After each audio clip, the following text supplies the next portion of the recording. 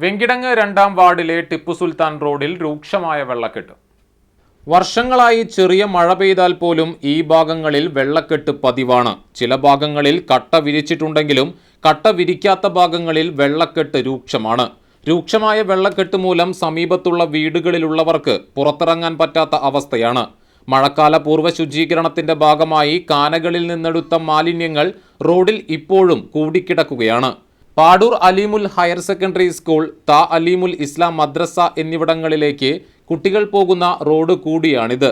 വീതി കുറഞ്ഞ കാന നിറഞ്ഞാൽ പിന്നെ റോഡ് കാന പോലെയാകുമെന്ന അവസ്ഥയാണിപ്പോൾ. വെള്ളക്കെട്ട് ഒഴിവാക്കുന്നതിനു വേണ്ടി ആവശ്യമായ നടപടി സ്വീകരിക്കണമെന്ന് നാട്ടുകാർ ആവശ്യപ്പെട്ടു.